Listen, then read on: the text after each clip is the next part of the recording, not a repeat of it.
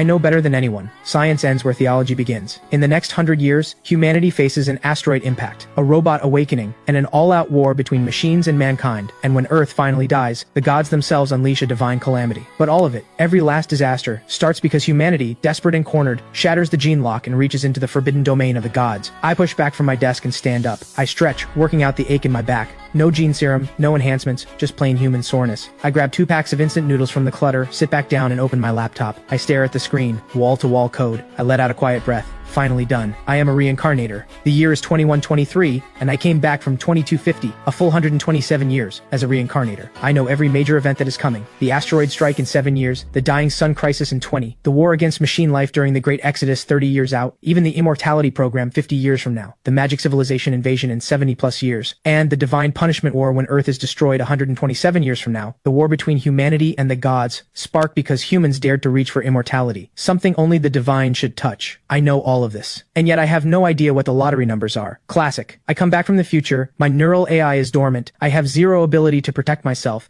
and my only option is to grind out code and earn my first real money. What I'm building is a browser game. Small, barely qualifying as a real game. It only has 19 levels, all of them in the beginner phase. Level 19 is the cap. It's a fantasy game, with the classic 3 roles, warrior, mage, and healer. But that's only what I plan to show players right now. Think that means you can just log in and play? Not a chance. All 19 levels are the beginner phase, and there are 0 skills. Warriors, knights, and assassins at least get a greatsword, a spear, or a dagger. But mages and healers? They literally walk around poking monsters with a stick. Can a game like this actually blow up? At least that's what I think. Because this game's world is built from a magic civilization that actually exists, 70 plus years in the future. Every NPC, every major event, all of it is documented in the civilization core, a device born from merging Earth's future technology with the heart of the magic civilization. Humanity eventually defeats that civilization through sheer technological force, drives it back step by step, and seizes its core. Using the divine core of the magic god as raw material, humanity forges the civilization core, a compact information storage device carrying humanity's last hope. The divine core needs no power source. Faith energy alone is enough to charge it, and once charged, it unlocks everything stored inside,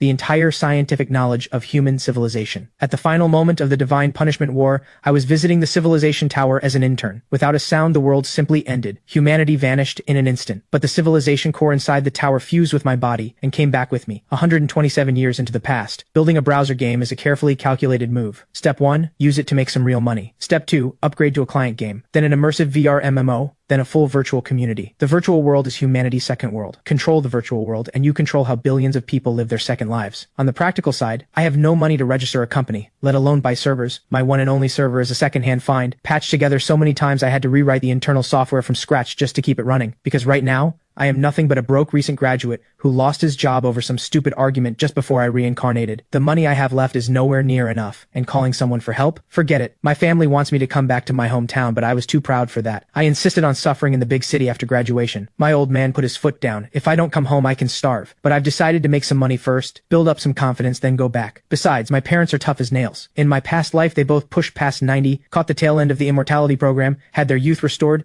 and ended up in the same grade as me. Same class, same school. Or re-education at that age. Just thinking about my dad's awful personality makes me shudder. If my mom hadn't been quick with a kitchen knife, the campus queen might have become my stepmother. I go through everything one more time, checking carefully. All good. I start the final wrap up. 2 hours later, I lean back, and then my hands freeze. My brow tightens. No registered company, no operating license. Charge money without one, and I could be looking at 2 years in prison. Keep it free, and at worst it's just some guy sharing a game he made. Even if things get messy, the damage is limited, and if it's technically free, I can still find other ways to get your money. Edit made. I open a crowdfunding site and start the registration. I fill in the details and start drafting the campaign. Project title, I made a game. Crowdfunding goal, $300,000 to buy servers and register a company. Project description, as stated. Backer reward, no servers, you play nothing. I hit publish and wait for approval. Over at Dream Fund, located in Shanghai Tech Park, a few young reviewers are half asleep. A notification chimes. One of them snaps awake, slaps himself in the face, grabs his glasses, and starts reviewing. Is this guy insane? He blurts out, startling every drowsy colleague around him, nearly causing their boss, who is also the general manager, to drop his tea. Little Zhang, what are you yelling about? The boss says, clearly annoyed. This boss, I don't know if I should approve this guy's campaign or not. Little Zhang stutters, pointing at his screen. That project is mine. The boss gets up and walks over. He takes one look and explodes. What is this? Has this guy lost his mind? No rewards and he wants $300,000 to buy servers and start a company? If this clown raises even $100, I'll do a handstand and eat dirt. Go ahead and reject it. Little Zhang's hand moves to do just that. Wait, the boss raises a hand then grins. It's absurd, sure, but approve it anyway. It gives our site one more listing, shows the world we're open-minded, and hey, what if this ridiculous thing actually takes off? Boss, you're a genius. Is it too late to start sucking up now? Back in my apartment, I see exactly what I expected. Approved. Small platform. No standards whatsoever. I copy the link and paste it straight into the game's code. All you grinding addicts who work so hard to reach level 9. Roads blocked. Surprise? Didn't see that coming? Want to keep playing? Want the real experience? Go fund my crowdfunding campaign. I hit confirm, publish, and let it run. With that done, I open a hacking tool I wrote myself, pull up a live streaming platform, and start hunting for targets. I need to run ads. The question is how? I go straight to the platform's rankings. I pick the top 2. I've already done my homework. One is a gaming streamer who goes by Blaze. He normally streams League of Legends or Battle Royale, sometimes picks up casual games on the side, but he has a short fuse and a sharp mouth. Always ends up in a flame war with someone. Watching his stream is never boring. Half his audience is just there for the drama. The other streamer is Willow. Her content is all over the place. Outdoor adventures, gaming, food, even singing, but she's gorgeous, with a soft, sweet voice, and her audience is huge. Targets confirmed. I pull up my tool, fingers flying across the keyboard, and wait for my moment. Finally, Blaze makes it to the final circle in his Battle Royale match. Right at the critical moment, his screen freezes. The game crashes. What the? Of all the times to crash, Blaze explodes with curses and frantically tries to log back in. But his client has been tampered with by me. He's not getting back in. Blaze completely loses it. Alright guys, that's it for today. Catch you tomorrow. Not so fast. I work the keyboard again, and done. Blaze hammers his mouse trying to end the stream, but it won't close. He's absolutely furious. Suddenly a flood of pop-ups appears. One of them is my browser game's loading screen. He frantically closes everything, but by the time he reaches mine, it has already finished loading. A clear chime rings out and makes him jump. Then the game's stunning visuals fill his screen. An old man appears, staring straight at the screen with such intensity that Blaze feels like he's in a video call. The old man speaks. Child, your mother is so hungry she's eating tree bark. Are you really going to do nothing? The scene shifts. A pair of gentle eyes appears. A middle-aged woman in tattered clothes, frail and thin, her face full of pain as she looks at the screen. My child, I'm fine. Don't listen to the village elder. Go chase your dreams. Blaze's jaw drops. The visuals are so realistic he genuinely feels like both characters are looking directly at him. I hear a master practitioner from town has come to test the villagers. Pass his trial and you'll receive a weapon. With a weapon you can hunt. One day you could become a great practitioner, and your mother would never have to suffer again. The village elder continues, in that ancient weathered voice. At this moment, it isn't just Blaze. His entire chat erupts with "No way!" and "Holy crap, what is this game? Did it come with a guilt trip included? Who designed this?" Then Blaze sees the chat flooding with messages begging him to keep going. Blaze, go find your mom some food. Send some gifts and keep playing. This game is actually interesting. Blaze stares at the screen, takes a deep breath and mutters, fine, I'll play. But if the quality doesn't hold up, I will roast this developer into the ground. The game is still on the dialogue screen waiting for a player choice. Option 1, Village Elder, I'll take the trial. Option 2, get lost, old man, mind your own business. Looking at the options, Blaze's eye twitches. Who writes dialogue options like this? He picks one. The character creation screen pops up. He selects male, types in Blaze, and his journey begins. And immediately he gets a taste of what real manipulation feels like. You're absolutely useless. A simple trial took you that long? Just pick a weapon and get out of my sight. Looking at you makes me sick. Blaze goes red. Blaze, you really are hopeless. You dragged yourself back here way too late. Your mother has already starved to death. It's been like 2 minutes. How is she already dead? Blaze stomps home, furious. Then his mother's ghost appears. Blaze, someone once pursued me. An imperial noble. A high-ranking mage. He wanted to marry me, but I couldn't leave you, so I turned him down. Promise me, don't let me down. Don't let anyone look down on your mother. Why would anyone look down on you? Blaze is stunned and genuinely hurt. The ghost fades. A mysterious figure appears. Ha! I knew you were worthless. Even your own mother couldn't bear to leave you behind. But now I've been proven right, haven't I? You think I actually liked her? I looked down on both of you. It's just a shame. Now that she's gone, that legendary thing is probably lost forever. Who even are you? Where did you come from? The figure vanishes. Blaze is seething when suddenly a game notification pops up. Rare discovery. Under his mother's bed, he finds a scroll. Blessing of the magic god. Congratulations! You have received a divine blessing scroll. Use it? Obviously. Blaze clicks without hesitation. Every starting stat that was at 11 shoots up to 111. Holy crap! 10 times? Then the master practitioner appears. I misjudged you. I never expected you to be a once-in-a-generation genius. Take this basic training manual.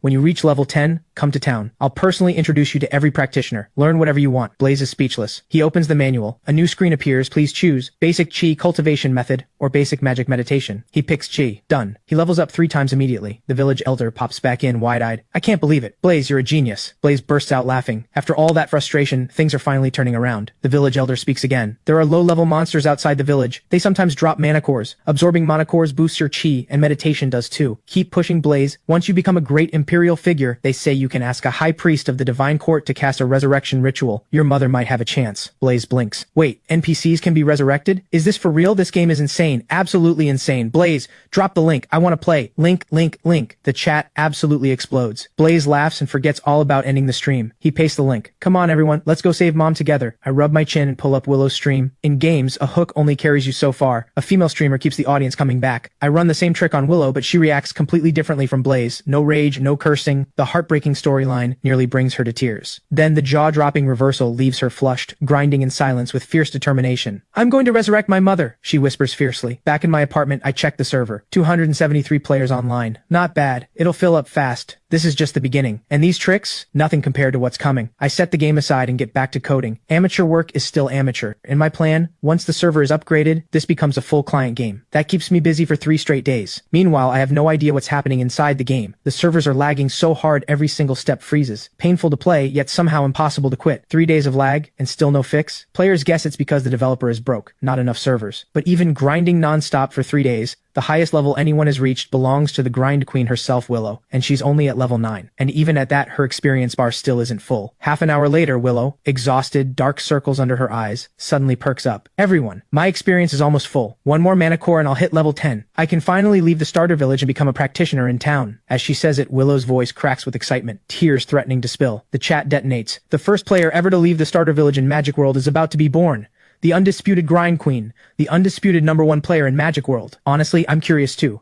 The starter village was built to scale based on a real village, shrunk down proportionally. The town must be much bigger. The moment of truth is here. Congratulations, your experience bar is full. Unfortunately, the expansion has not yet been unlocked. Level up is unavailable. Willow stares at the pop-up, frozen. The chat goes dead silent. Then it explodes. "Max level? This game caps at level 9? Wasn't a practitioner supposed to be waiting for me in town? I hit max level. What am I supposed to do now?" Nobody is suffering more than Willow right now. 3 days and 3 nights of non-stop grinding, and this is what she gets. She can't hold it in. She lets out a cry and immediately tries to apologize to her viewers. But as she looks up, she sees a pop-up on the game screen. "Congratulations, you made it to the end. Every player who has made it this far truly loves this game. As the developer, I have nothing worthy to offer in return. Thank you for your love. Please open the link below and begin your performance." The pop-up holds nothing else, just a link at the bottom. Willow clicks it. The chat explodes again. "No way. A crowdfunding page? What is this? It's a Save Mom crowdfunding mission. I can't believe it. This is where the real money goes. Not just her viewers." Willow herself is completely floored. "We misjudged him. This game never had a company behind it. There was never a company at all. No funding. That's why it lags so much."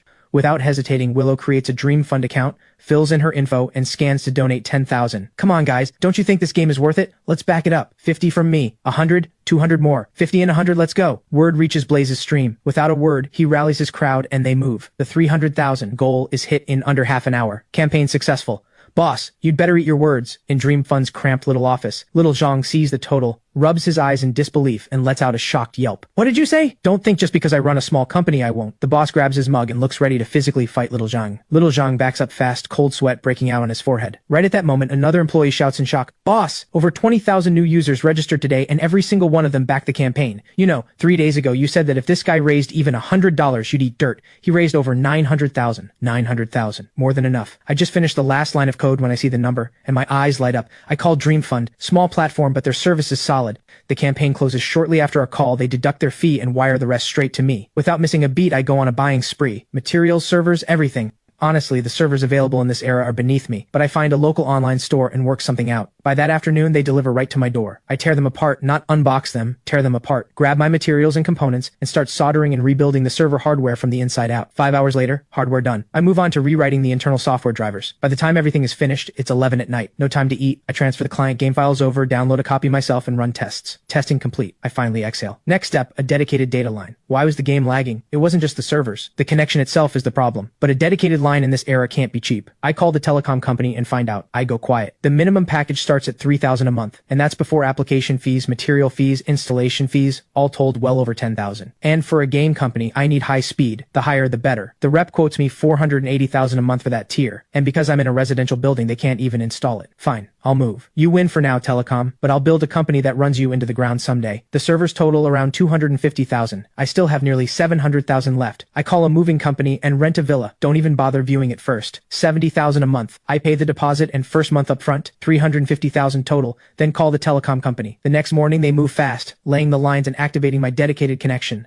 The servers go in, game data transfers over. It's exactly noon when everything's done, but I don't launch a new server yet. I post an update for the existing players, then get to work organizing paperwork to apply for licenses. Honestly, I have no idea what licenses a game company actually needs. I'm clueless. I check my remaining funds, just over 300,000 left. I go straight to a job site and start scanning resumes. After about half an hour, one catches my eye. Victor Liu, 40 years old, former manager at multiple tech companies. Not a general manager, but on paper alone, this guy is clearly capable. The comments under his profile, though, say he got fired. Now he's desperately job hunting. Perfect. I narrow my eyes, pick up my phone, and dial. Half an hour later, a man walks in. Extremely serious looking, stone-faced, every bit the professional manager, stepping into the villa. Instant mutual distaste. He's so formal. Probably just as uptight with everyone around him, I think to myself. This kid looks like a slacker. Probably some rich second-gen playing pretend entrepreneur, Victor thinks to himself. Hello, I'm the owner of this company. Hello, Victor Liu. I've reviewed your background. No need to introduce yourself. Do you like getting involved in other people's business? What? Victor is completely thrown. He shakes his head, confused. Setting up a company? Handling registration? Applying for licenses? Can you handle all that? I ask again. All right, you seem confident enough. That means yes, you're hired. I wave him off and turn toward the server room. Victor snaps back to reality and hurries after me. Boss, what do you mean? We haven't even talked about salary or anything else. That's enough for me. Victor swears this is the easiest job interview he has ever had in his life. But because it was so easy, it actually makes him nervous. Salary, right. What were you making at your last job? Annual salary plus bonus, roughly 800,000. I'll give you 1 million. Anything else to add? No, nothing. Actually, boss, you at least need to tell me what we do. Gaming company.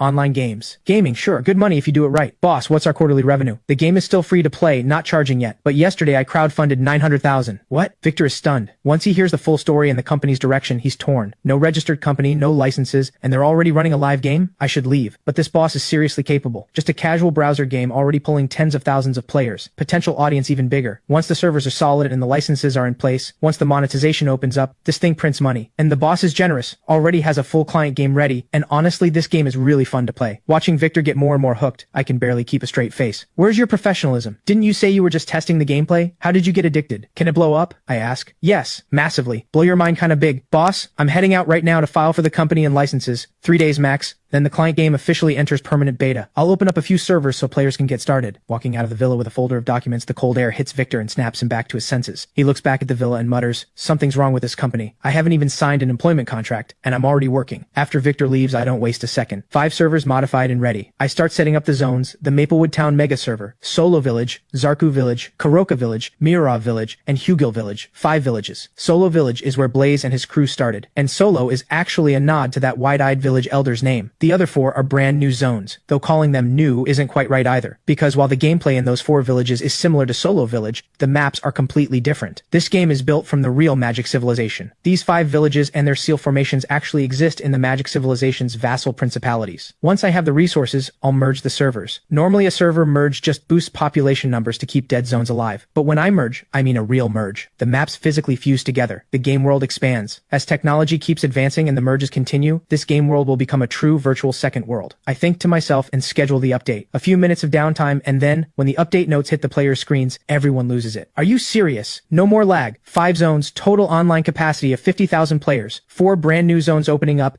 and everyone who backed the crowdfunding campaign can claim exclusive limited edition skins and titles. Players who backed the campaign go absolutely wild. Those who didn't are devastated. Mixed emotions everywhere. Players turn to the upcoming update preview. After reading it, everyone suddenly realizes one key truth. What does a truly great game attract? Whales. Gold farmers, both pouring in. On the freshly launched official site, the forums are already overflowing. Hundreds of posts in under 10 minutes. My first real fortune is almost here. I nod, satisfied, open my laptop and get back to coding. I keep at it until evening, when Victor takes a cab back to the villa and reports back. Everything's been filed, all in progress. Company licenses should arrive tomorrow. The game licenses have stricter review, but they should still come through within 3 days. The next morning I wake up and go straight back to coding. Days of non-stop typing. Even I'm starting to feel it. Time to start prepping materials for the consciousness transmitter, I think. I open OmniShop and start buying. In the future, the consciousness transmitter will be one of humanity's greatest inventions, born in the age of Exodus. In just over 100 years, humanity divides history by its defining disasters. The era before the asteroid strike, 7 years from now, which is the time we live in now, is called the Age of Peace. The asteroid impact,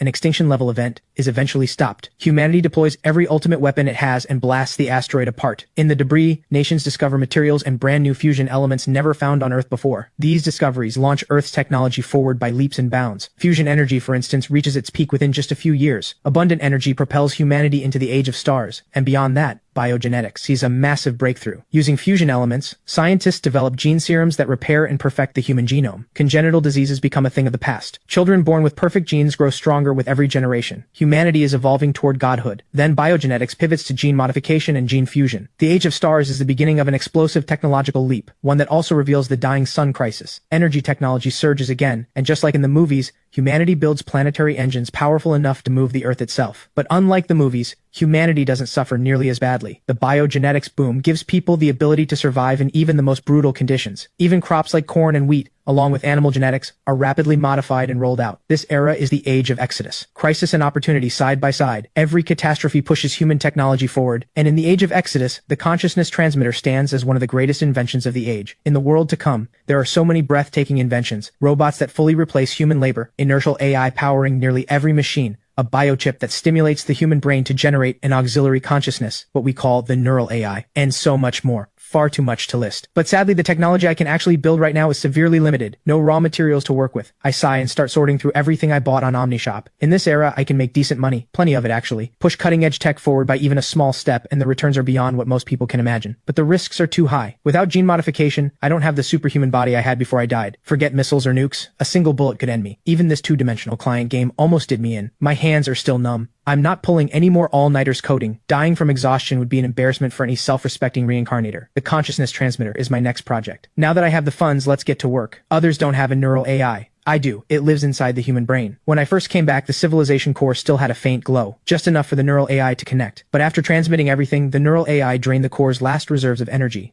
pulling itself and the civilization core into deep sleep. To access the core again, only one thing can recharge it: faith energy. A force that even future science cannot yet explain. So how do I generate faith energy? Go out and start a cult? I think for a moment. Then it hits me. I track down a cosplay costume shop, rush order a full Magic Civilization Grand Mage outfit, then head straight to a photography studio for a full shoot. I pick the most striking photo, turn it into an animated image, and with absolutely zero shame, I set my own photo as Magic World's login screen, all for a trickle of faith energy. Boss, I'm back. Victor's voice comes from the hall. What do you mean, back? Is that a human thing to say? Victor freezes in the doorway. I work here. What do you mean, back? Victor takes a slow breath. The company registration is done. The game operating licenses are coming through today. Good, I nod. Just good. Aren't you supposed to be in a hurry? Victor is baffled again. Boss, shouldn't we hire more people? Sure. The whole day I haul materials around the office working nonstop. By night, the consciousness transmitter is finally complete. It's a monumental device, but surprisingly simple to build. The next day, I sleep straight through to the afternoon. The moment I step out of my room, I find Victor sitting in the first floor living room with a young woman and an older lady. This is Rosa Wang.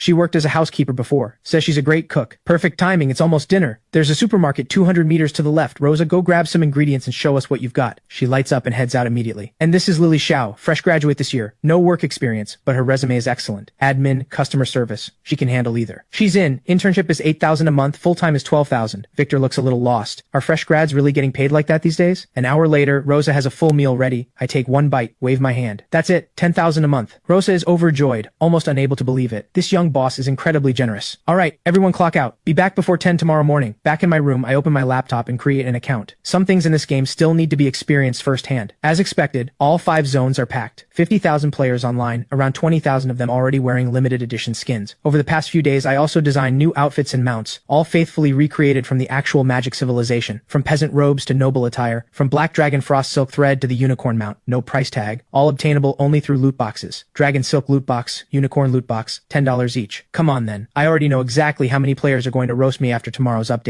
The next morning, as the servers go live, players who had already downloaded the client start flooding in. All 5 villages. Every player who has reached level 10 steps into Maplewood Town. I log in too. Can't run this without a plant. The area around the Profession Master in Maplewood Town is already packed wall to wall with players. Every level 10 player making their class selection. Levels 10 through 19 are the Apprentice Practitioner tier, Apprentice Mage, and so on. I walk my character to the Mage Practitioner and select the Mage class. Transfer complete. I pull up the live stream and check on Blaze first. He's ranting and roasting, and his target is clearly me. This is such a scam. 100,000 and it's still not a guaranteed pull? You need 280,000 for the pity system? Unbelievable. Willow has already completed her class transfer too. She went healer. She's biting her lip, staring at the skins in the store. Open a box, come on, don't be ridiculous. The odds are 1 in 10,000. My regular viewers all know my luck is terrible. Open one anyway, everyone wants to see it. Even just one. Willow gives in and buys 10 boxes. Here we go. She closes her eyes and clicks through them all. Congratulations, you received Dragon Scale Thread. The chat watches as Willow opens her eyes. 1 box left. I quickly type a string of code. Congratulations! Player receives the Black Dragon Frost Silk outfit. Willow screams with excitement. I'm the lucky queen. Don't ever call me an unlucky loser again. Ha! I close the stream and open the back-end monitoring system. Sure enough, the moment Willow pulls the Black Dragon Frost Silk outfit, paying players spike, and loot box sales shoot through the roof. The day flies by. I sit in the office waiting, not just for the day one revenue numbers, but more importantly, for the neural AI to wake up. Once it does, the consciousness transmitter becomes usable, and I can let the neural AI build out the full three-dimensional version of this game, expand the maps, and even optimize the game's internals. At the same time, I'm hunched over my workbench in the office, hammering away for a full day straight. I'm building a personal defense weapon. As the company grows, I have to think about my own safety. Right now, funds are limited, materials are limited, and the tech foundation is limited. Electromagnetic pulse weapons, laser cannons, gene weapons, all just wishful thinking. What I can build is a compact sonic weapon. Sonic weapons are terrifying and yet surprisingly easy to conceal. Sustained exposure to targeted sound waves pushes the human body past its limit. Future scientists, drawing on magic civilization spell research, took it a step further, blending dark magic spell frequencies with sonic waves to create an entirely new weapon, the dark resonance wave. Depending on the combination of spell frequency and sonic frequency, it can induce sleep, cause hallucinations, or directly damage the brain. After a full day of work, I produce a single black glove with a data signal receiver embedded inside. Once the neural AI wakes up and helps transmit the dark resonance frequencies, the glove will be capable of both hallucination and sleep induction. The night passes quietly. The next morning, a shout jolts me awake. It's exploding! It's exploding! Yesterday, another 30,000 players flooded into the starter village, and that's just 100,000 players total. Do you know how much they spent on day one? Over 8 million. That much? Even I'm caught off guard. Boss, buy more servers. As long as we hold steady, the money will just keep coming. Buy them. I wave my hand. Get on it. 100 units from Aegis Tech. At Arkpeng headquarters, a woman in a sharp business suit strides in carrying a thick stack of reports, heading straight for the general manager's office. What is it this time? Director New, head of game publishing and operations, looks up in surprise at her. Director New, a truly phenomenon-level online game has appeared. Magic World started as a browser game, went viral after 2 major streamers promoted it, then updated to a full client game yesterday. 100,000 players on day one,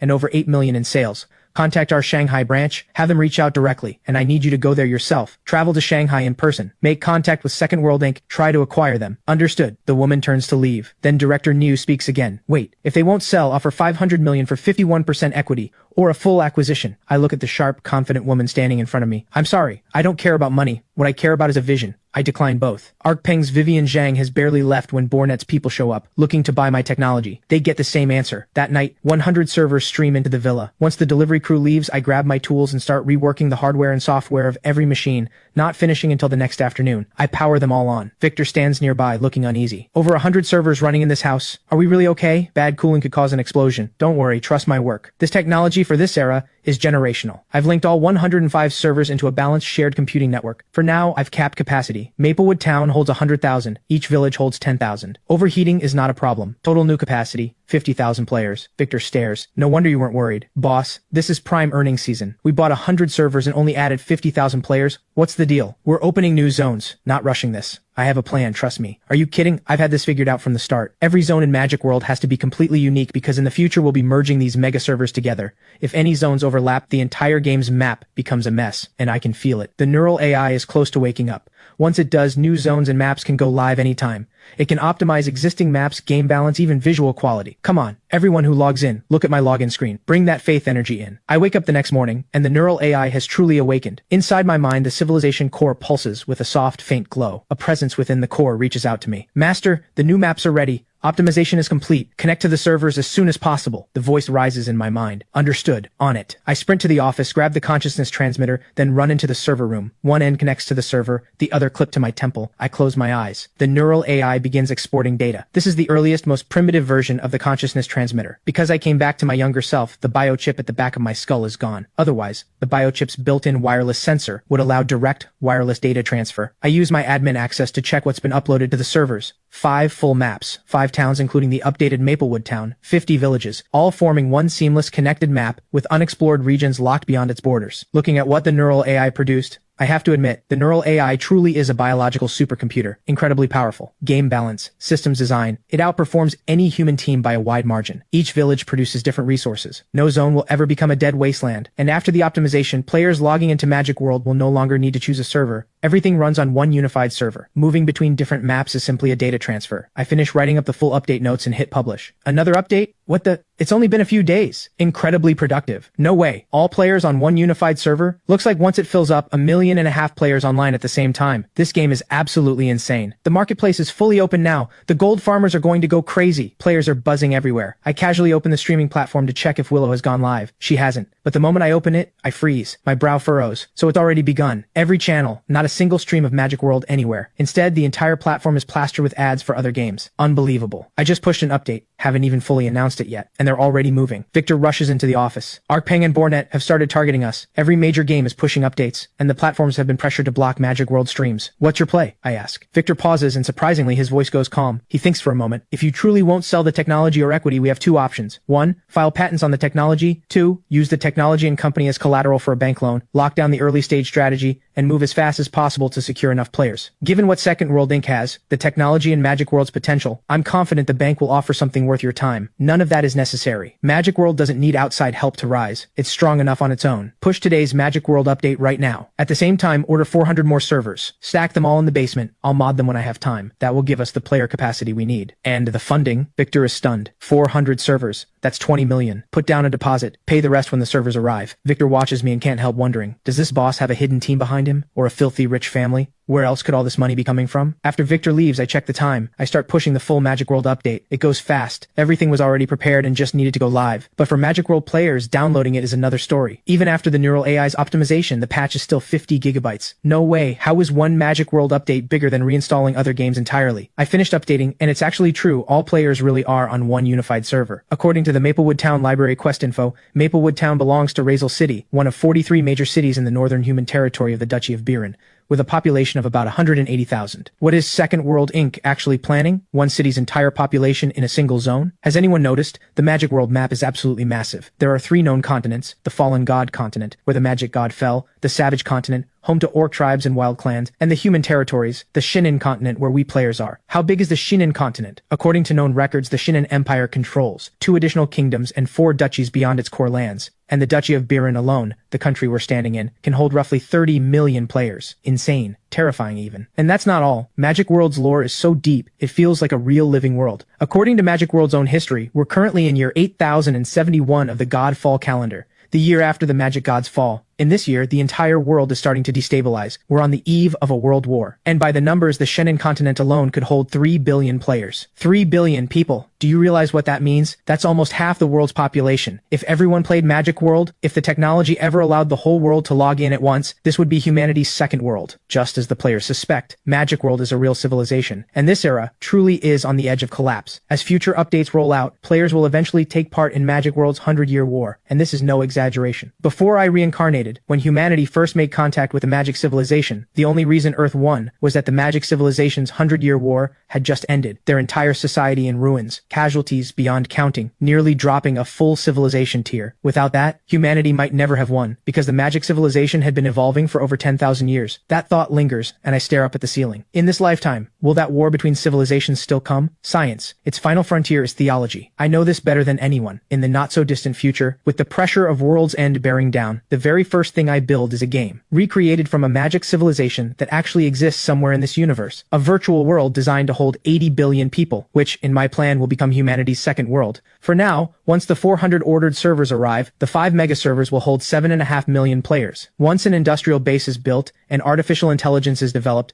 this world, currently just a place to play, will truly come alive. Everything inside it will mirror the real world. And with an industrial base, whether we're producing inertial AI robots to accelerate development or building combat robots and armed forces, all of it is critical if we're going to survive what's coming. After Magic World's major update lands, every player loses their mind. I'm confident that with Magic World's quality, the cap of 1.5 million players will be hit within 3 days. Day 1 total spending already clears 60 million. Looks like I made the right call. Gaming really is a gold mine. Boss, the 400 servers are here. All move to the basement. I give a quick nod and start gathering my tools. Modding the servers takes a full night. Then I wire everything up and bring them online. I send a notice to players inside the game, restart all servers, and go to sleep. What I don't know is that this update sends every single player into a frenzy. 5 mega servers, 5 zones, every map completely different. When they eventually merge, nearly 10 million players will share one world. Don't forget, according to the lore books, the Duchy of Biren is made up of 43 major cities. If they all get added, this becomes a game holding hundreds of millions of players. Day 1 for me, and I finally understand why this company is called Second World. I wake up and it's already afternoon. I check my missed calls and dial back. Hey Lance, the call connects, and on the other end comes a voice both familiar and strange. One I know. Good old Lance Shen, living up to his name in every way, wild and reckless. Unfortunately, he's a guy. I remember what comes next. A few years from now, after Lance graduates, by all accounts a top student destined to become a leading scientist. But his family is hit by disaster, and reality grinds him down. In the early age of stars, desperate for money, he joins a lab's gene experiment. It goes wrong. The next time I see him, he is no longer quite human, hiding alone in a remote African village, and eventually choosing to end it himself. Hearing that familiar voice again, I nearly lose it. I've come back. I can save Lance. But what about the thousands of others like him? Can I really do anything for them? Hey, how are you doing? Lance's voice comes through again. I'm great. I've actually started a tech company. Any one of our products could sell for 100 billion easy, believe it or not. Yeah, sure. Let's grab food sometime. After some small talk, the night passes in a blur. I work through the night using the neural AI to fine-tune Magic World's balance, adjusting details throughout the game. With the wave of publicity, Magic World's total online players across all zones now exceeds 4 million, #1 concurrent online players in the country. Manual daily adjustments are getting out of hand. Building an artificial intelligence has to happen soon, and once I've built up enough wealth, biogenetics needs to be tackled early too. A perfect immortality serum and a gene enhancement serum can't be created yet, but a simplified version might be within reach. Just then, a knock at the door. Boss, Arkpeng's people are here. Already? So they couldn't hold out. I change into clean, casual clothes and follow Victor downstairs. Good afternoon. Arkpeng's CEO and Bornet's CEO have arranged a dinner at Dragon's Head Estate and asked me to personally extend the invitation. Let's go. I don't hesitate. I step forward. Outside the villa, the driver opens the door and I settle into a Bentley. A luxury car is a luxury car. Nothing that impresses me much, seeing as I personally piloted a 100 billion value warship in my past life. At Dragon's Head Estate, Bornet's CEO steps forward first with a grin, with Arkpeng's CEO right beside him, both shaking my hand. Mr. Chen, I'm sure you already know why we're here. Looking at the photo, I genuinely can't believe it. Someone who controls technology this advanced, and he's this young. Mr. Chen, name your price. Back at the villa, Victor's jaw drops. Boss, I can't stay calm about this. Pour this money in and Second World hits a whole new level. Within a year, we'd be one of the biggest internet companies in the country. Forget it, I say. I have other plans for this money. Only a fraction goes into internet. The rest goes into manufacturing, heavy industry, real industry. What? Victor stares at me, completely lost. We make games. We finally have money and you're not growing the company? You want heavy industry? Are you serious? This is going to be the death of me. Victor watches me disappear into my office. The door clicks shut. He slumps onto the couch, head in his hands. Lily steps out to grab some water. She spots Victor on the couch, rubbing his temples with a pained expression, and approaches carefully. Victor, you okay? What's the boss thinking? The gaming side is already doing so well, and he wants to run off into manufacturing? Is the company going under? Is he selling it? Lily sighs. She thinks about her family's situation. Another job lost. Her mood sinks. What are you talking about? Victor rolls his eyes. Even if he goes all in on heavy industry, we're not going under. The boss has money. Just pulled 20 billion from Arkpeng and Bornet. 20 billion? Lily's mouth falls open. The cup slips from her hand and hits the floor. I step into my office. I start searching for acquisition targets online. Two stand out. An industrial company and a research base,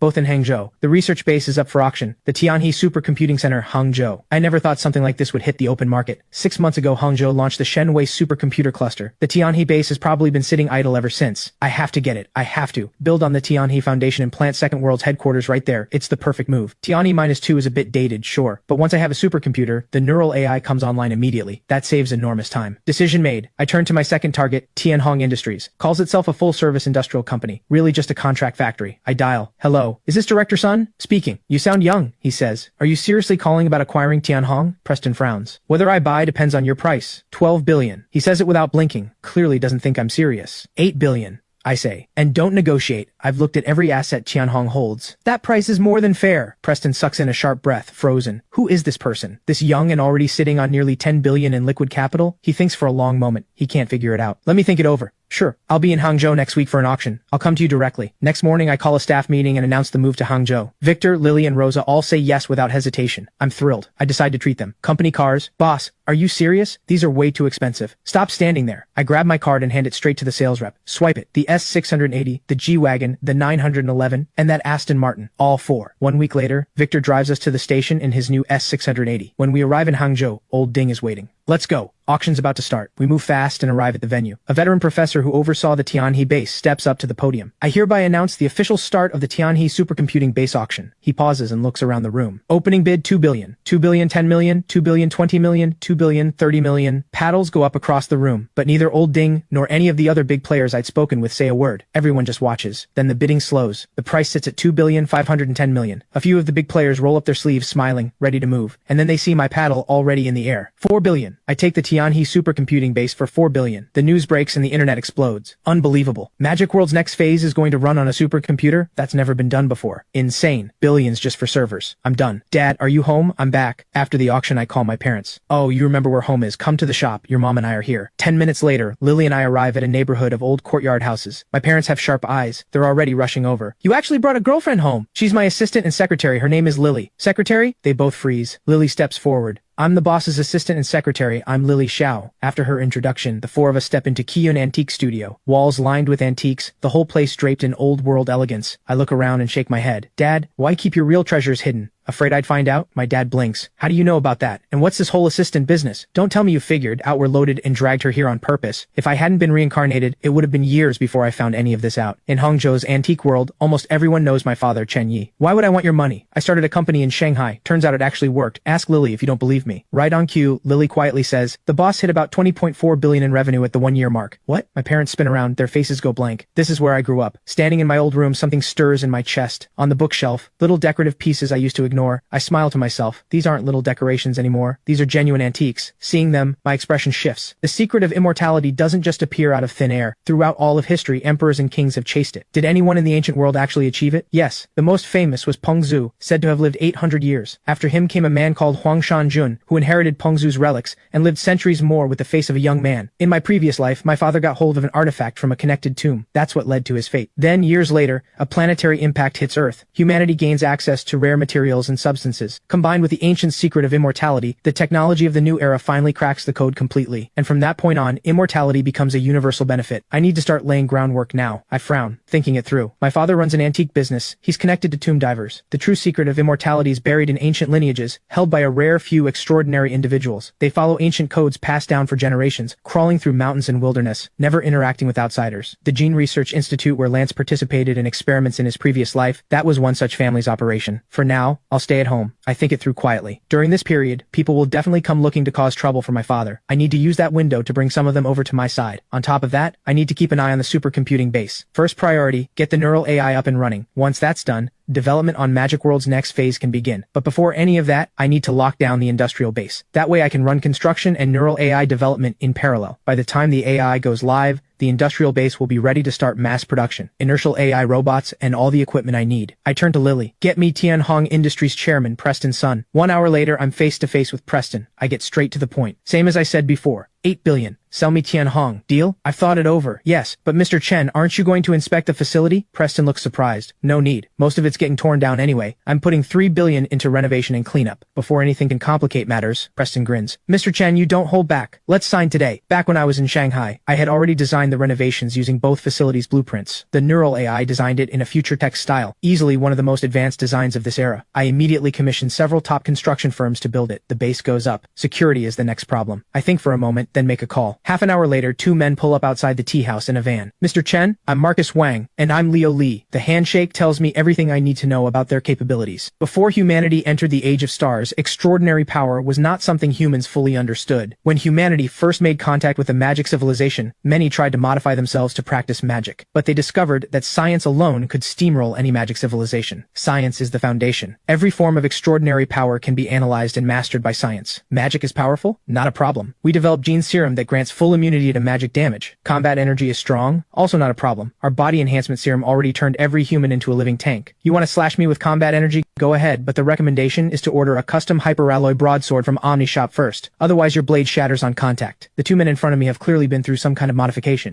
You 2 are with me from now on. A friend vouched for you, so I'll treat you right. Monthly base of 30,000, bonuses on top, starting at 30,000. Marcus and Leo are stunned. They're fighters, no question, trained under a master since childhood. But martial skill doesn't exactly come with a job market. I know what you 2 are capable of, which is why the base is higher than standard. Bonuses depend on the contribution you make, to me or the company. The bigger the impact, the bigger the payout. Understood? Understood. Understood. Marcus and Leo both nod. There's one thing I need done immediately. Recruit retired military for security. Top pay. For veterans, I actually have a connection. There's a guy I grew up with. Elite Special Forces. He runs a group chat. All veterans. A lot of them are his old comrades. Reach out. I'll take all of them. Both my operations are unguarded right now. Tomorrow, Tianhe base, everyone assembles. Back at Kyun Antique Studio, my father is at the tea table talking with a massive man in jeans and a tank top. The door opens suddenly, both of them jump. Easy, it's my son. The big man's tensed muscles relax. Young Master Chen, just the presence on you. What brings you here? Didn't you always hate antiques? I casually pick up the piece he was just appraising and turn it over in my hands. It's a small bronze object, shaped like a miniature ritual vessel. What's this worth? Kid, even I can't pin this one down. It's not an incense burner. Looks pre-Qin dynasty to me. If we can trace its origin, the value could be enormous. And if we can't? 300,000. My dad's mouth twitches. Cute little trinket. I set the bronze vessel back on the table. My eyes flicker. I turn to the big man. My father doesn't recognize this piece, but I do. This is an ancient lampstand from thousands of years ago. Its true name has been lost to history. It was created before 2500 BC, during what I call the Lost Era, a forgotten gap in human history. Every impossible legend of gods and immortality traces back to that period. Later scholars theorized that the so-called deities of that era may have genuinely existed, and may have been extraterrestrial. The origin of the immortality secret itself traces to that same period. Most likely, extraterrestrials came to Earth, studied immortality, and then left, taking the secret with them. The artifacts connected to those beings were buried with the people of that era, but because that period left behind no written records, its truth is beyond reach. And that is why later generations simply called this piece the ancient lampstand. "What's your name?" I asked the big man. "Titan's son." The big man hesitates, then gives his real name. My dad shakes his head. "Show some respect. Uncle Titan is a legend in this world." "Titan, interested in working with me?" My dad and Titan both freeze. My dad shoots up and grabs my arm. "Are you out of your mind? Stay out of this world. I know you're in tech. You don't believe in any of this, but some things science can't explain. You've got billions. You can do anything you want. If this thing drags you down, your whole future is gone." "Dad, relax. Let me explain." I smile and sit back down. "The secret your families have chased for generations. It's about to be exposed, isn't it?" Titan goes pale with shock. "How do you know that?" "I'll be straight with you. My net worth is only a few billion, and even I know. Think about it. If someone far more powerful than me is out there, do you think they don't know?" Titan trembles. My dad watches with his mouth open. "What's going on? Is there actually a secret here?" Right then, Titan drops to his knees, clean and fast. "Young Master Chen, please show me the way." My dad is more confused with every word. "What is happening? These families have worked this trade for generations. You think it's really about antiques? Did you never wonder why they keep going generation after generation? It's because of immortality." Titan nods. "Beyond the Sun family, there are several other great families, all chasing the same secret across generations. You want the list? I'll get you the list. I'm already partnered with Arkpeng and Bornet, and quietly there are others involved. This day's completely sealed, under my control alone. Join me and I'll equip you. How about it?" "I'm in." Titan doesn't hesitate. "Since young Master Chen holds artifacts from so many ancient sources, I'm honored to serve. And beyond that, just based on this alone, you can protect me and the Sun family." "The Sun family is under my protection. I can tell you clearly, as long as you hold up your end, the Sun family will be completely safe. And in the future, you will receive a reward beyond anything you can imagine. Go gather your people. I spent 8 billion on Tianhong Industries here in Hangzhou. Once renovation is complete, it will be your first source of advanced equipment and gear. Thank you, young Master Chen. I'll take my leave." With that, Titan leaves his contact info and walks out, leaving my dad standing there with his jaw on the floor. The endpoint of science is theology. As a reincarnator, I know this better than anyone. In the near future, with extinction-level pressure bearing down on humanity, I've already acquired an industrial base. Interested in staying on? I need people. Stay with me and I'll give you the CEO position at Tianhong. How does that sound? What? Preston is stunned. I'm using Tianhong as the foundation for a high-tech incubator. If you're in, you keep running the operations. Deal. I'm in. Not like I had anything better to do. I wasn't going to start another company anyway. That afternoon, I arrive at the supercomputing base and meet the veteran team Marcus has assembled. Former Special Forces, now my security force. The whole base feels more secure already. I pull the data transmitter from my bag and head down to the supercomputer control room. At the main console, I plug the transmitter into the data port. The neural AI in my mind springs into action, pushing streams of data into the supercomputer. 1 hour later, a clear chime rings out. The display lights up. A sphere of swirling data appears. "Master, hello. Please select an operating level." A crisp voice fills the room. "Initialize at S1. Beginning self-diagnostic. Hardware varies, and so does what the AI can do. The stronger the hardware, the faster the AI runs. S1 is the lowest setting. 99% of the AI's capacity stays dormant. Diagnostic complete. After optimization, adaptive operation at S2 is achievable." I raise an eyebrow. Hardware capable of running S2 is rare anywhere in the world at this point in time. After a few more moments of optimization, the display glows again. A warmer, more natural voice speaks. "Boba at your service." It's a girl's voice. "Hello. Search Second World Text Server Allocation. Transfer the Magic World game client to this supercomputer. Have Second World's existing servers assist with data processing. At the same time, optimize the in-game economy and class balance. Post a system announcement, full version update tomorrow." "Yes, Master." Command executed. With everything in motion, I draw up a list of materials and equipment and send Marcus and Leo to buy everything. Around 3 in the afternoon, the two arrive with a cargo truck. Latest model LED transparent glass displays. Micro-scale signal transmission chips. All of this is for one purpose: to build a pair of glasses that links the neural AI with the AI system. I work through the night. By the time I'm done, the neural AR glasses sit in my hands. I put them on, press the tiny button near my ear, the lenses shimmer, rows of data appear before me. Neural AI linked. "Master, hello, Boba at your service." The data resolves into a real voice inside my mind. I focus my thoughts. Activate Smart Assist view. A soft blue light flashes across my vision. Information fills my field of view. I glance at the teacup on the desk, a glass cup I just drank from. Glacial Soul Crystal Cup. A wall of detailed information about the cup floods my vision. The next morning, I'm up early, heading straight to the supercomputing base. Magic World has been running for almost 2 weeks. Player count has hit the cap, 7.5 million. Today is also the full version update, and I'm using this moment to open another mega server. The old servers couldn't handle it. Now with the supercomputer and the AI, the pressure is manageable. I head into the supercomputer control room and have Boba pull up the Magic World backend. Post the update alert, kick all players offline, begin update. Command in progress complete, game upgrade finished, database updated, awaiting client download. The supercomputer and AI working together blows any standard server out of the water. No waiting at all. The data just overwrites directly. The backend starts showing live client update counts. Within a minute, over 2 million players have already started the update. The new patch notes hit the screens and hundreds of thousands of players jump to read them immediately. And 10 minutes later, they're still not done. There's no denying it. Every player who reads the patch notes understands one thing. The age of Magic World has truly arrived. Master, Titan's son is calling. Put him through. I lean back in my chair. Titan's face appears on the display. He's at a street stall clearly eating breakfast. What time do you think it is? 10 in the morning and you're just eating breakfast? Slept in, huh? Titan jolts. His chopsticks hit the ground. He looks around nervously. Young Master Chen, do you really need to monitor me? Look up. The camera on the utility pole to your right. I can see you from here. Titan looks up at the pole. He sucks in a sharp breath and doesn't doubt it for a second. Now this is real technology. Young Master Chen, I've made good progress on what you asked. All told, over 20 people. Say the word and we can assemble at any time. No rush. 2 weeks from now works. Just bring everyone directly. The call ends. I turn to Boba. Quietly monitor everyone Titan is in contact with. If anyone shows suspicious intent, alert Titan discreetly. Next on the list, find a steel mill. The reason is to smelt a specific alloy. A tier 3 hyper alloy that won't be developed for years, but will become the essential metal for building warships and spacecraft in the age of stars. The sealed industrial base I'm building requires this alloy specifically. With it, I can produce fully automated smart machine tools and a fully intelligent industrial complex. That is the entire point of this project. This base will continuously produce technology that surpasses this era, and without this special metal, none of it means anything. 2 weeks pass. The sealed industrial base is fully constructed. Workers are finishing the last rooftop sections. I have Preston reach out to a local steel mill to open acquisition talks. The next day, Preston signs the agreement on my behalf. The small mill is officially renamed Titan Steel. Then the materials go into the furnace and I take the floor myself. Following the tier 3 hyperalloy formula, I screen every material and calibrate every ratio with precision. On the third day, the final batch of molten steel pours out. Phase 1 complete. I can't wait to start building the equipment I need. Once the machine tools and inertial AI robots are online,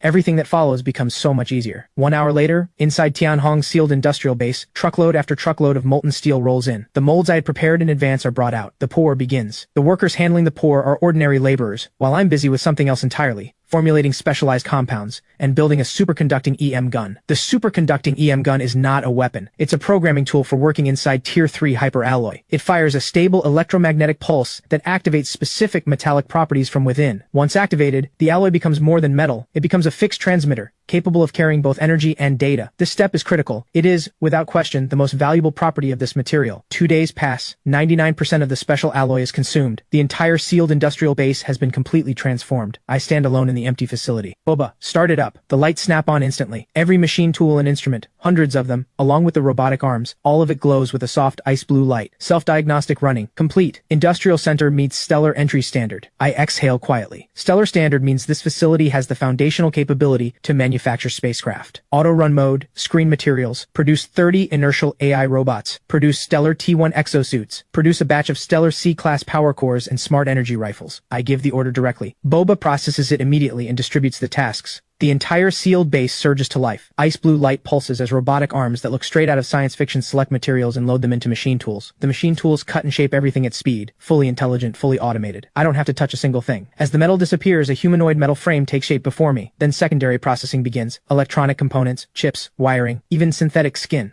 In just over 10 minutes, a robot indistinguishable from a real human stands before me. A flicker of blue light crosses its eyes. It activates. The glow in its eyes fades, and the entire base surges into full production. Every machine hums with a sharp driving intensity. Half an hour later, with the preliminary materials already prepped, the remaining 29 robots roll off the line. Boba pushes inertial AI into each robot's chip, then assumes indirect control of them all, taking the lead role herself. Mass production of everything I've ordered begins immediately. The next morning, I inspect the results inside the sealed base. The storage bay is full, rows of uniquely designed sci-fi-styled rifles packed into crates. Over 1,000 of them, all told. And beyond that, several large crates are stacked with all kinds of extraordinary gear. Young Master Chen, we've arrived. 33 people total. Every elite tomb diver we could find in the country. Titan's voice fills the base. Boba has already taken the call. Have a robot escort you to the testing range. Got it. The call ends. I point and say, Boba, have the robots carry 33 Stellar Core combat kits to the range. Just outside the sealed base is the testing range, open and empty, apart from a few worn-out industrial transport vehicles. As I arrive at the range, everyone gathers around. Young Master Chen, I give a small nod. Behind me, 30 inertial AI lifelike robots follow. Under the curious stares of everyone present, the robots lay out the equipment on the ground. Young Master Chen, this is what you prepared for us? Titan can't help asking. The others look equally baffled. This stuff looks way too sci-fi. Honestly looks fake, like toys for kids. I give a slight nod and pick up a smart energy rifle. Then I reach into a bag and pull out a handful of thumb-sized red-veined cylindrical objects and slot them into the rifle. I raise the barrel toward a vehicle. The moment I pull the trigger, a blinding red beam tears through the air. A scrapped industrial transport truck shudders. When the light fades, there's a massive hole through the body of the vehicle, straight through. Everyone can see the other side. What kind of technology is this? Titan stands there questioning reality. Don't ask if you don't understand it. This can't be made public yet, so you all know what that means. I glance at Titan. I understand. Titan nods. Young Master Chen, you have my word. If anyone gets any ideas about this gear, I'll end them. I shake my head and look around at the group. No, not just one. That goes for every single one of you. The crowd goes cold. There's more. I open the storage pack and pull out the folded Stellar T1 exosuit. This is exactly what you've seen in the movies. Put it on and you can lift several tons without effort. There's also a specialized helmet. Even running at full power for a week straight, it won't drain. Whether you're diving deep sea or going into orbit, this kit keeps you alive. Titan and everyone around him stare blankly. Young Master Chen, we're just doing a tomb dive. Titan can't hold it in. I look at him. This isn't the kind of tomb you've worked before. The people buried there, they're separated from the real secret by the weight of history. This tomb goes back 5,000 years. Inside it lies the truth. This gear just keeps you from dying in there. What? Titan is horrified. Young Master Chen, you know the exact location of the real secret? How is that possible? So many of our families have been digging for generations and still have no lead. How could you possibly know where it is? Don't worry about how I know. All you need to know is that this equipment keeps you safe anywhere on Earth. That's enough. Marcus, come put on the gear and show everyone. Marcus nods, presses the activation button, and the exosuit rapidly expands and wraps tightly around him. Blue light pulses inside the transparent helmet. Lines of data stream across the visor, visible to Marcus inside. Stellar T1 exosuit, fully activated. Marcus breathes out in awe inside the helmet, and as the suit fully deploys, mechanical arms emerge across his entire body, covering him like a layer of armor, sealing him completely. Once I see that Marcus is fully suited up, I casually pick up a smart energy rifle and aim it at him. Energy signature detected. Evasive action recommended. Marcus looks confused. What does that mean? He starts to turn, and then he sees it. His face drops. I've already fired. It's not just Marcus who goes pale. Everyone freezes. They all witness what this rifle just did. If that shot hits Marcus directly, can he survive? The red beam rips through the air. Marcus is blasted off his feet and hurled 7 or 8 meters back. The moment he lands, the exosuit's robotic arms automatically absorb the impact and set him firmly on the ground. Marcus looks down at his chest where the blast hit. The metal plate is slightly flushed, but he feels nothing. Not a scratch. Everyone is shaken all over again. I toss the rifle to the side and turn to Titan. This exosuit isn't a full combat mech or anything like that, but it will keep you alive. At least for now, short of a nuclear strike, this armor holds. Even a 50 cal sniper round won't leave a mark. My God. Titan murmurs, his face going pale. Gear this powerful means this mission is genuinely extremely dangerous. I sit down and cross my legs. Where you're going is Cappadocia, the heart of Turkey. Cappadocia is the most moon-like place on Earth. Many people there live inside caves carved directly into the rock, going deep underground. Much of it is completely uninhabited. Your target is in the most desolate part of that region. Exact coordinates will be transmitted directly to your helmets. When you arrive, put on your helmets and follow the route. Also, the rock there is soft. Digging is easy, but to save time and effort, I've prepared something extra. I look to one of the robots. One of them hauls out something resembling a shoulder-mounted mortar launcher. This is the dark resonance cannon. I stand, hoist it onto my shoulder, and aim at a scrap transport truck nearby. I pull the trigger. The cannon unleashes a thundering pulse. Everyone's brow tightens. Even without being in the line of fire, the shockwave is terrifying. No way! Marcus shouts suddenly. Everyone turns. In an instant, the grimy, rusted transport truck just falls apart, like it shed its own skin. Every layer of grime and every worn component shatters and cascades to the ground. Everything on that truck except the steel frame, every plastic panel, every wire, every headlight, every tire, disintegrates into dust. Unless something is made of steel or material of comparable hardness and density,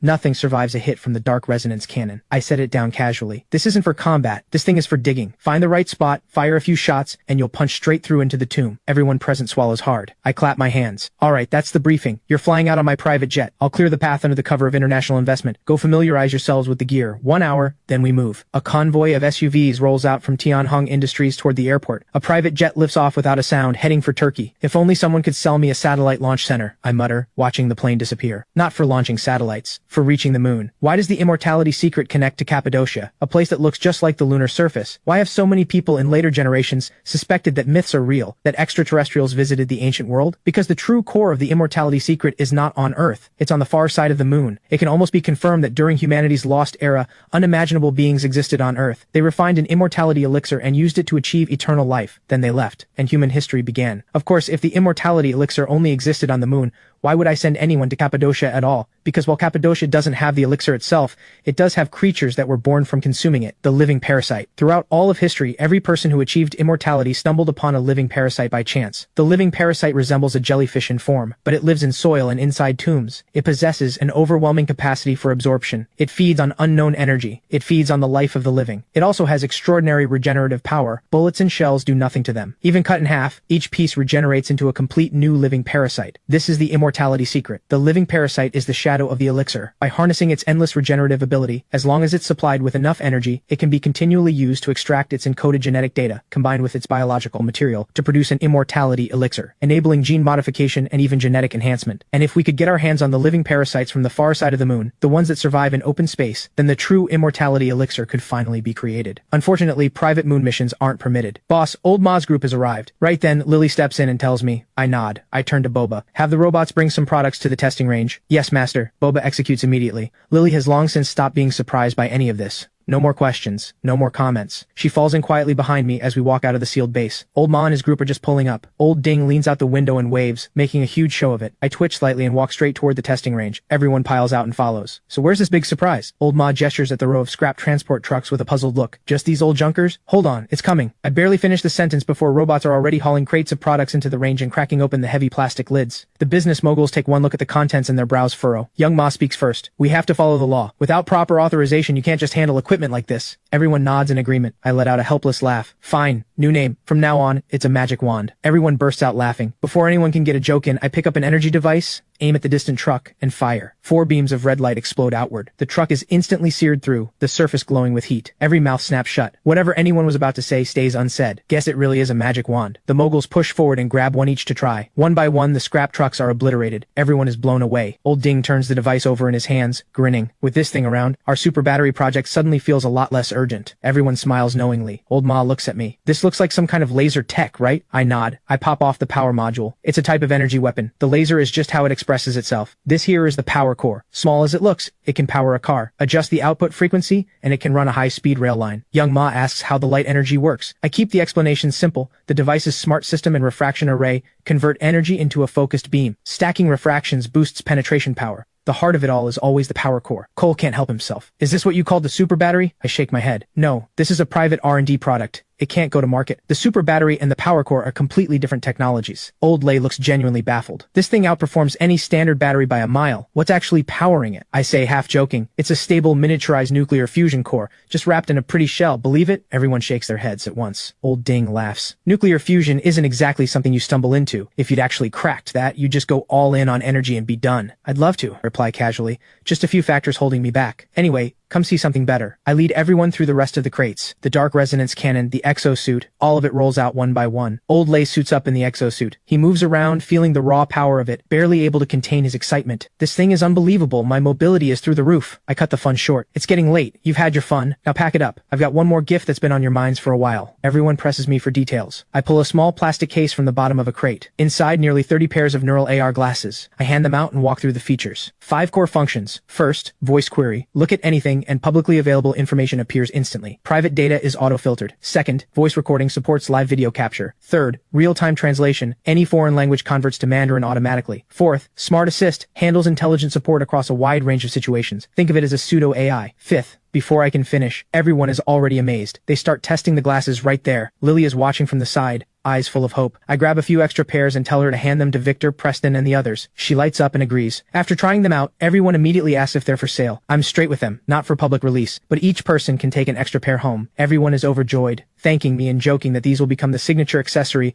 of every top business mogul. While everyone laughs, I have the robots pack everything up. We head back to the Tianhong offices. It's December now. The temperature has dropped hard. The heating kicks on and the room warms up immediately. All right, let's get to business. This is the complete technical documentation for the super battery. Read through it carefully. Then we discuss investment amounts. I set the stacks of files on the table. The room shifts immediately. Smiles gone. Expressions serious as everyone reads. The further they get, the more stunned they look. Old Lei has spent years deep in the battery industry. He's the first to break. Are you sure this documentation is accurate? This silver foil separation method alone opens an entirely new pathway for graphene production. The others look confused. Old Lei patiently explains. Graphene's raw materials are everywhere, but for years the entire world has been stuck on fabrication methods. Traditional approaches are either too expensive, too polluting, or too inconsistent in quality. That's the core reason graphene never went mainstream. This sonic wave fabrication method produces graphene intelligently, efficiently, and with zero pollution. It's practically alchemy. Everyone sucks in a sharp breath. Old Ma is quick to ask, would graphene batteries run into patent issues? Old Lei flips through the documents. The super battery's core material is second-generation modified graphene, specifically optimized for energy storage. Zero patent conflicts. Old Ma cuts off the technical discussion. We don't need to dig into every detail. Old Lei, what's the overall value of this technology? Priceless. Old Lei Lei doesn't hesitate. Beyond the graphene alone, this covers multiple cutting-edge technologies. Raw material production alone generates enormous profit. The finished battery product could build a company worth hundreds of billions. The room goes quiet. Cole speaks first. Personally 10 billion. Xinliang Group puts in 40 billion. Old Lei follows immediately. 10 billion personal. Guomi Corp 40 billion. Old Ding jumps in right after. Young Ma speaks calmly. Penguin Tech 80 billion. Personal 20 billion.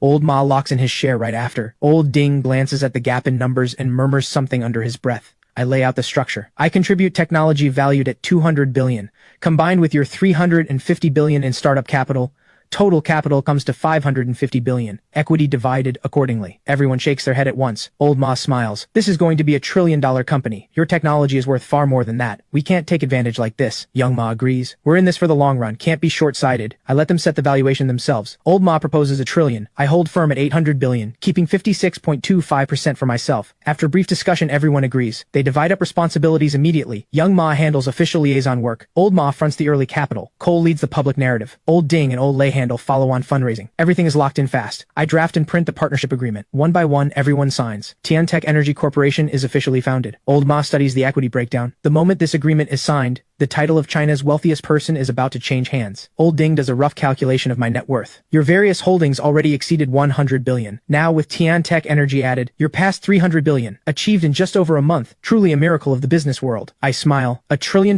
company's wealth is not easy to hold on to. Without the right foundation, it won't last. Old Lei nods firmly. The talent development program we discussed earlier is more critical now than ever. Tiantech Energy runs on full automation. It won't create large-scale employment. The only way to give back to society is through a training program. That's how you build a foundation that lasts. Everyone agrees. They commit to driving it forward fully. I smile and suggest giving the program a name. Young Ma thinks for a moment. What about Project Renewal? A new beginning for technology and society together. Everyone likes it immediately. Project Renewal is official. I invite everyone to dinner and ask them to attend the company launch event the next morning where we'll publicly announce Tiantech Energy's founding. Old Ding worries the company isn't formally established yet. I laugh. That's exactly the point. Once the announcement goes out, local governments across the country will race to offer favorable terms. Free land won't be hard to get. Everyone stands and heads toward the restaurant. They pull out bottles of aged wine they brought themselves, joking, "We heard you served the Zhao family some special wine yesterday and completely embarrassed them. We're not touching anything from your private collection."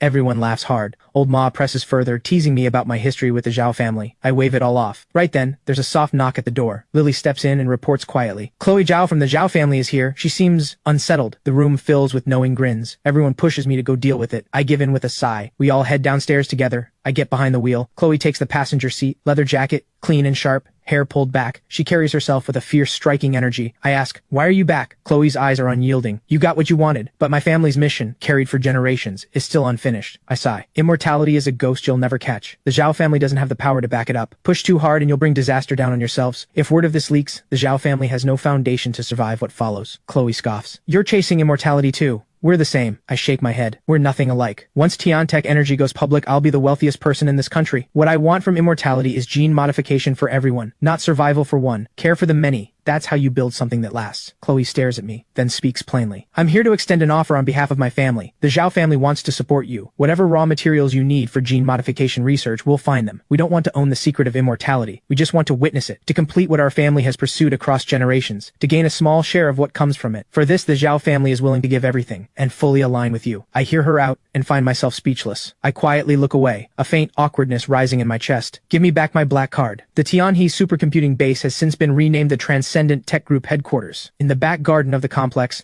over a dozen grilling racks are set up on the ground. 7 or 8 tables have just been arranged by the security team. Basket after basket of raw skewers arrive at the tables, all uncooked. The vegetables are fresh. The meat skewers still have traces of red. Old Ma stares at all of it in total confusion, then erupts and charges straight at me. "Bro, where's your dignity?" I glance at him and speak with complete sincerity. Old Ma stops in his tracks, jabbing his finger at me, then at the grill racks, too angry to form words. Finally he laughs and curses. "So you quit the fancy restaurant just to show off? We come all the way here and you're serving us a DIY barbecue? You really think that matches the bottles they brought? Worth over 10,000 each? Come on. Nothing beats cooking your own food. You're all big shots. You've had every luxury. Something simple makes a nice change." I defend myself with a grin. Everyone teases me for a bit, all in good fun, and then everyone gets grilling. The barbecue runs loud and lively for over an hour. When everyone's had their fill, I have Lily arrange rooms for Old Ma and the others in the Hexagram Tower, the company's residential building. The guest suites are more refined than any 5-star hotel. Everyone is more than satisfied. Once Lily finishes settling everyone in, she comes quietly to my side. "Boss?" She's still drinking. She nods toward Chloe Chloe, who is sitting alone, steadily working through a bottle. I look over at Chloe. I let out a breath. Lily, you're off for the night. I'll handle this. Once Lily leaves, Chloe sees me coming and speaks first, cold and flat. Is it time to attend to your chambers? Attend to what exactly? I roll my eyes. Let me be direct. The core of the immortality secret is not in any ancient tomb. It's on the moon. Go home and tell your grandfather. If he truly wants to align with me, he comes himself. You can't speak for the Zhao family yet. Chloe blinks, then laughs coldly. If you're going to make up a story, at least make it convincing. Ancient people, capable of reaching the moon? Narrow thinking, I say flatly. When the immortality tree itself has already appeared, what's so surprising about a moon trip? Chloe grits her teeth. I can represent the Zhao family. Last night, I was named the family's primary heir. My interest sharpens immediately. I see through the Zhao family's thinking in an instant. She's being used as a bargaining chip, offered to earn my trust and backing. I nod. All right, go home. Pull the Zhao family's overseas operations back. I need you to establish a private space company abroad. The bigger the better. Money is not the issue.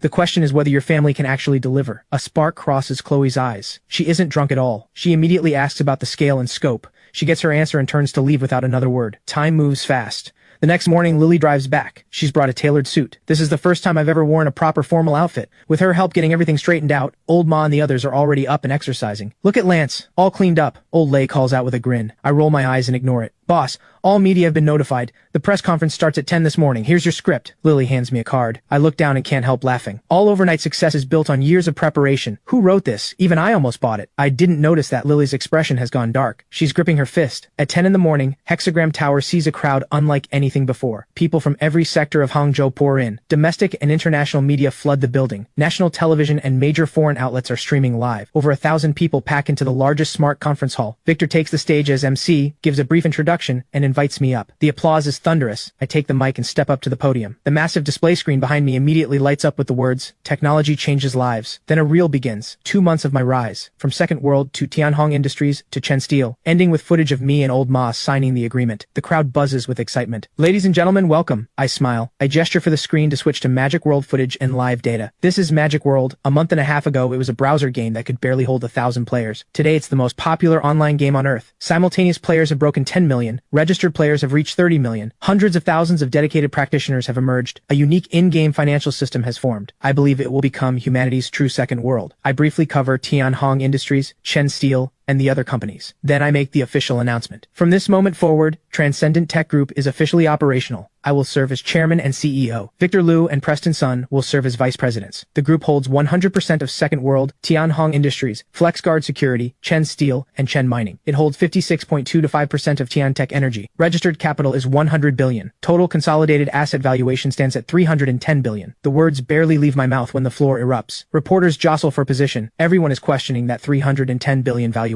Rising in just 2 months. How can that number be real? Right then, Old Ma walks out from backstage, with Young Ma, Old Lei, Cole, and the others behind him. They step up to the podium. The entire room goes silent. Everyone stares, barely breathing, sensing that something massive is coming. Old Ma takes the mic and smiles. You think the valuation is wrong? You're right, it's not too high. It's too low. Yesterday, the 6 of us signed an agreement. My partners and I pooled 350 billion. He contributed technology valued at 450 billion. 800 billion total, forming Tian Tech Energy. Old Lei steps forward. Specific technologies can't be disclosed, but we now hold breakthrough energy technology and multiple advanced material fabrication methods, including graphene. Tian Tech Energy will completely reshape the global energy industry. The current valuation doesn't come close. The crowd is completely stunned. Voices rise all across the room.